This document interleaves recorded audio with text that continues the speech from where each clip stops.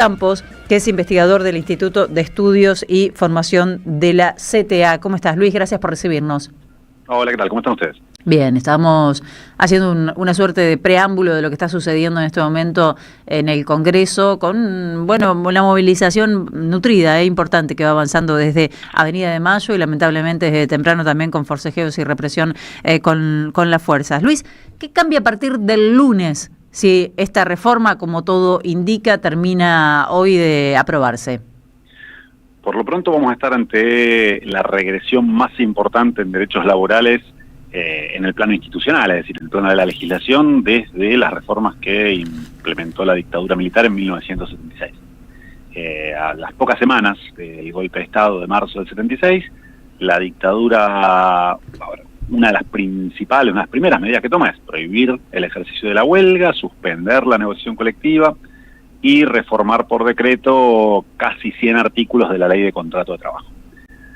Luego hubo otros retrocesos, durante los años 90 hubo muchas normas que afectaron derechos laborales, pero te diría que esta ley que hoy va a terminar de aprobar el Senado dialoga mucho más con aquellas reformas que impuso a sangre el gobierno militar en 1976 que en los años 90. Esto ya está superando incluso los años 90. Así que a partir de su publicación en el Boletín Oficial van a estar restringidos el ejercicio de muchos derechos laborales en el plano colectivo, tal vez el más importante, la huelga. Sí. Es una reforma que en los hechos prohíbe el ejercicio de la huelga para muchísimos trabajadores y trabajadoras. Va a haber una transferencia de recursos multimillonaria de los trabajadores, las trabajadoras, a los empleadores por vía del desfinanciamiento del sistema de seguridad social, la creación del FAL. Esto también tiene efectos inmediatos, es decir, a partir del día 1.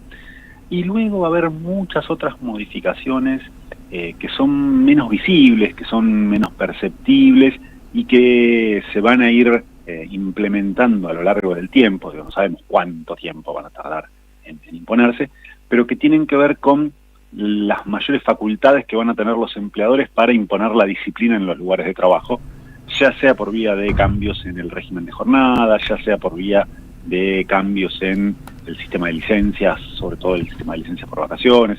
Así que es una reforma estructural, es una reforma sistémica y es una reforma que está pensada para regir las relaciones entre trabajadores y trabajadoras durante muchos años, claro, mucho más allá del gobierno de Javier Milei. Claro. Estaba haciendo recién un repaso por un punteíto de algunas de las cuestiones. ¿Qué significa? Está bien, yo entiendo que muchos deben estar escuchando y dirán, pero si yo ya estoy trabajando sin estos derechos, yo estoy precarizado, ¿de qué convenio colectivo de trabajo me estás hablando? Yo lo entiendo eso, ¿no? Pero como marcás, Luis, es un retroceso realmente histórico. ¿Qué implica para un laburante porque entiendo que el convenio colectivo de trabajo que hoy rige sobre las diferentes actividades puede ser reemplazado por una normativa de una empresa, por ejemplo? Es que, a ver, lo que vos decías de esos trabajadores y trabajadoras que hoy miran esta discusión desde afuera, eso es la condición de posibilidad de esta reforma. Esta reforma se puede hacer en este momento porque durante muchos años se precarizó el mercado laboral y cada vez son más y más los trabajadores y trabajadoras que en la práctica no tienen derechos laborales. Claro. Si los derechos laborales se aplicaran al 90% de la fuerza laboral, sería mucho más difícil imponer una reforma de estas características. Pero hoy en los hechos, la mitad de la fuerza laboral queda fuera de la discusión sobre los derechos laborales. Ahora, lo cierto es que esta reforma también los afecta, también les genera algún tipo de impacto. Por lo pronto, porque no hay ninguna norma que mejore su situación. Incluso en los trabajadores de plataformas, que se habló que esta reforma los iba a incluir de alguna manera, hay un capítulo dentro del proyecto que regula la actividad de los trabajadores y trabajadoras de plataforma, pero lo único que hace es reproducir la situación actual, es decir, no les da ningún derecho que hoy no tengan. Y lo cierto es que les da mucha seguridad a las empresas, porque hoy las empresas, si bien imponen unilateralmente cuáles son las condiciones de trabajo, tienen algún riesgo derivado de que puede haber algún tipo de reclamo. Bueno, después de esta ley, hacer reclamo... Queda legislada, esa injusticia queda legislada, digamos. Claro, va a ser mucho más difícil porque vas a tener que plantear la inconstitucionalidad de una norma, eso es más complejo. Y luego, esta es una ley que, por ejemplo, afecta el funcionamiento del sistema de seguridad social de una manera muy importante.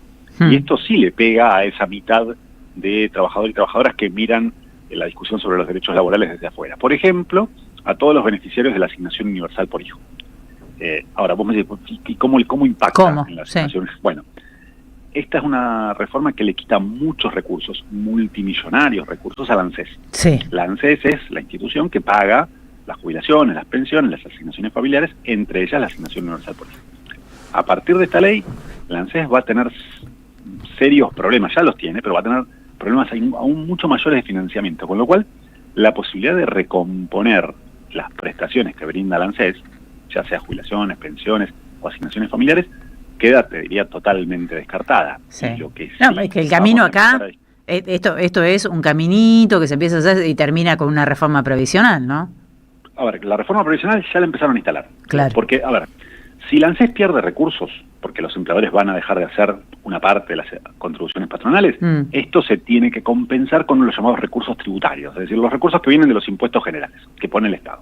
Que el Estado ya pone recursos tributarios en el financiamiento de la ANSES. Ahora, si el Estado tiene que poner más recursos, con un gobierno que hace del recorte del gasto público su principal bandera, y yo no espero que el gobierno compense la caída de los aportes patronales con más recursos provenientes de rentas generales. Entonces lo que va a pasar va a ser que el ANSES ajuste por prestaciones. ¿Y cómo se ajusta por prestaciones? Bueno, se ajusta por monto. En el caso de las asignaciones familiares, la asignación universal por hijo, el gobierno ya intentó desenganchar la actualización automática por inflación, es decir, congelar el monto y hacer que la inflación le vaya comiendo un pedacito todos los meses. Por ahora no pudo, pero esto va a volver a estar en la discusión prontamente. Y por el lado de las jubilaciones y pensiones, hay dos cuestiones que ya se pusieron arriba de la mesa. La primera es el fin de las moratorias, es decir, todos esos trabajadores, trabajadoras que hoy no tienen aportes previsionales porque sus empleadores no los hacen, porque están trabajando, son ese 50% que está fuera del mercado laboral formal, sí, pero que llegada a una edad podían jubilarse, sobre todo con estos mecanismos precarios, pero mecanismos al fin de las moratorias jubilatorias. Bueno, esto se acabó. Ya está. Olvídense, en un ANSES que pierde recursos por una baja de las contribuciones patronales, por la creación del FAL, no va a haber nuevas moratorias jubilatorias. Y lo otro que ya lo puso el gobierno arriba de la mesa de discusión, es el aumento de la edad jubilatoria. Sí. De hecho, se está planteando seriamente llevarlo a 70 años, tanto para varones como para mujeres. Claro. Habrá que ver las letras chicas, cuándo se presenta esto, pero es parte de un sistema. No podemos ver esta reforma como una foto. Es parte de una película. Un modelo, claro, sí. Claro, que va yendo en una dirección. Y los próximos pasos de esa dirección se pueden prever a partir de las características y las normas que incluye este proyecto de reforma laboral. En el caso previsional es muy claro. El Estado no va a poner más recursos en ANSES, los podrá poner el primer mes, el segundo mes, pero más temprano que tarde va a decir, no podemos seguir poniendo plata de rentas generales porque esto aumenta el gasto público, aumenta el déficit fiscal, hay que recortar prestaciones. ¿Y cómo se recorta prestaciones? Focalizando más la asignación universal por hijo, haciendo que la inflación haga su trabajo sin actualizarla, y también recortando las prestaciones de jubilados y pensionados, ya sea fin de las moratorias, ya sea aumentando la edad jubilatoria. Bien. Luis, te cierro con esta pregunta. ¿Qué es esta idea en la que muchos descansan? Bueno, ya está aprobada la ley, ya fue, la judicializamos el lunes. A ver, yo digo, ¿qué resultados puede tener? A eso me refiero, ¿no? Efectivamente, ¿algo puede frenar esto? Mira, confiemos mucho más en la acción colectiva que en la acción judicial. Cuando tenemos que recurrir a acciones judiciales es porque en la acción colectiva algo nos está fallando. Además, una presentación judicial contra una ley aprobada por el Congreso, a ver, se puede hacer, obviamente. Habrá que ver los argumentos, habrá que ver qué parte de la ley se impugna, hay que ver también en qué fuero se presenta esto. Hay muchas aristas como para analizar. Sí, muchas aristas. Pero más allá de la presentación judicial, me parece que lo que hay que volver a levantar es la necesidad y la importancia de la acción colectiva. Y la movilización de hoy es muy importante en ese sentido. ¿Por qué? No porque vaya a frenar lo que pase en el Senado, pero sí porque va generando una resistencia social que en algún momento tiene que ser capaz de poner un límite, de marcar que la tolerancia social empieza a agotarse. Y esa tolerancia social va a empezar a agotarse en la medida que se profundicen los efectos de un plan económico que no va a crear empleo, que no va a aumentar salarios, todavía hay muchos trabajadores y trabajadoras que están a la expectativa de que este gobierno les mejore su situación, increíblemente, condiciones de vida. A ver, no sé tan increíblemente. Me parece que hay una comparación que es real con lo que venía pasando antes, y lo que venía pasando antes era muy malo. Entonces, bueno, ¿por qué no cambiar? ¿Por qué no probar otra cosa?